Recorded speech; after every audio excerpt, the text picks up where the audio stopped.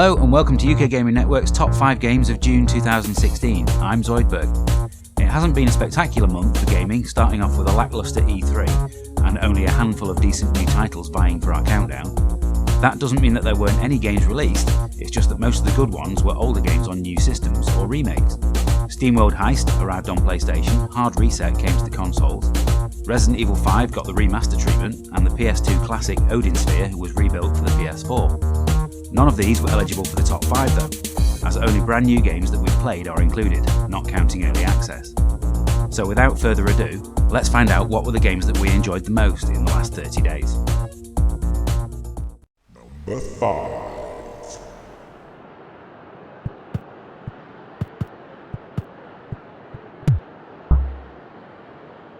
Modern sports games, as they strive for ever greater levels of realism, have lost something along the way, and that's the need to also be fun. Dino Dini's Kickoff Revival has perfectly captured the look and feel of the Amiga classic Kickoff 2.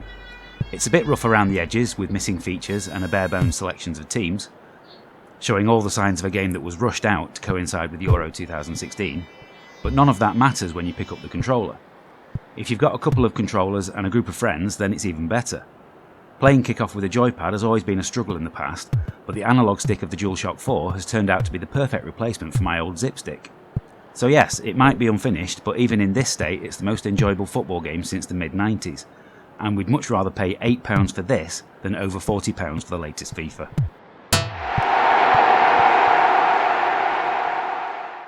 Number 4. That blueprint is worth exactly nothing until 1, I get it, and 2, I sell it. 8 long years we've waited for this sequel to arrive, and Mirror's Edge Catalyst manages to capture the same parkour thrills of the original. Running and jumping across the rooftops is exhilarating, and the game is definitely at its best when it concentrates on having to get from one location to another as quickly as possible. Fortunately, the world is packed with time trial races and delivery missions to distract you from the storyline. We spent hours just trying to shave milliseconds off our best times. The switch to an open world has robbed the game of the focus that the first game enjoyed, and the hand-to-hand combat is just as frustrating as the gunplay was. But you could argue that that's actually the point. Faith is a runner and not a fighter after all, so staying away from guards is always the best option. Thankfully, it's possible to do so for the most part. With only a couple of frustrating aspects holding it back, Mirror's Edge Catalyst has just about been worth the wait. That? Why didn't you just say that it's a crazy huge pendulum? Number 3.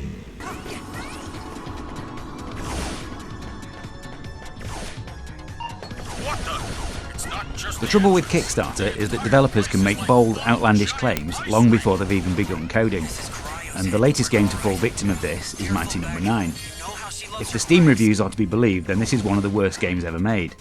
But if you concentrate on what it is, rather than what it isn't, the reality is very different. This is the spiritual successor to the Mega Man series, and if you were a fan, there's much to enjoy here too. It has the same structure of 8 levels, which can be played in any order you like, each topped off with a boss fight at the end.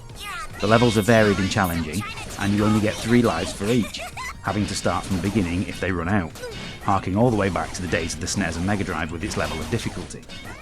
And this is a game that would have quite happily existed in the 16-bit era. Forget what you've read elsewhere and enjoy this tough but fair platformer.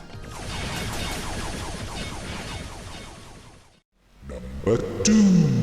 Heaven or hell. Duel 1. Let's rock. Are you done with Mortal Kombat and bored of Street Fighter? Then you really need to try Guilty Gear out of sight.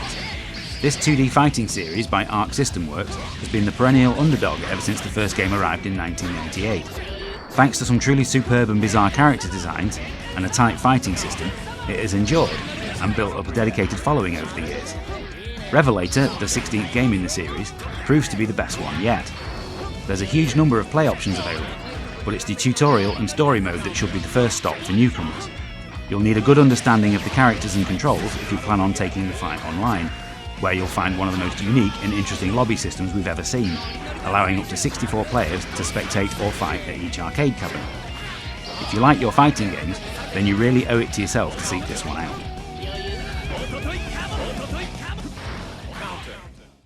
Number 1.